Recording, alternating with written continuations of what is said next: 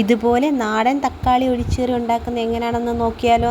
നാടൻ തക്കാളി ഒഴിച്ചുകറിക്ക് ആവശ്യമായ സാധനങ്ങൾ: തക്കാളി, പച്ചമുളക്, കറിവേപ്പില, തേങ്ങ, ഉള്ളി, ജീരകം, മഞ്ഞൾപ്പൊടി, വെളുത്തുള്ളി. ആദ്യം നമുക്ക് തേങ്ങയും ഉള്ളിയും ജീരകവും മഞ്ഞൾപ്പൊടിയും വെളുത്തുള്ളിയും കൂടെ മിക്സിയിൽ വെള്ളം ചേർത്ത് നല്ലതുപോലെ അരച്ചെടുക്കാം.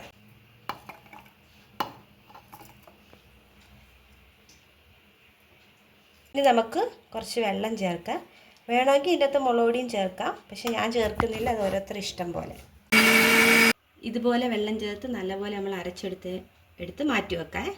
ഒരു ചട്ടി വെച്ച് അത് ചൂടാവട്ടെ. നമ്മൾ ചട്ടി വെച്ചിട്ടുണ്ട്. ചട്ടി ഒന്ന് ചൂടായതിന് ശേഷം തക്കാളി, പച്ചമുളക്, കറിവേപ്പില എല്ലാം കൂടി ചട്ടിയിൽ ഇട്ട് കൊടുത്ത് കുറച്ച് വെള്ളം ഒഴിച്ച് ഉപ്പിട്ട് വേവിച്ചെടുക്കാം. തക്കാളിയും പച്ചമുളകും നന്നായിട്ട് വെന്തുടഞ്ഞിട്ടുണ്ട്. ഇതിൻ്റെ അകത്ത് നമുക്ക് അടിച്ചു വച്ചിരിക്കുന്ന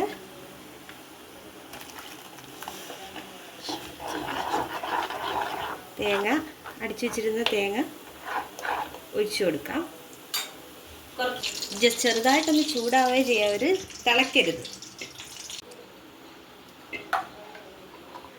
ഒഴിച്ചു കറി ചെറുതായിട്ട് ചൂടായിട്ടുണ്ട്. നമുക്ക് കടുക് വറുത്ത് റെഡിയായ ഒഴിച്ചുകറിയിൽ ഒഴിച്ചു കൊടുക്കാം. കടുക് വറുത്തത് ചേർത്ത് കൊടുക്കാം.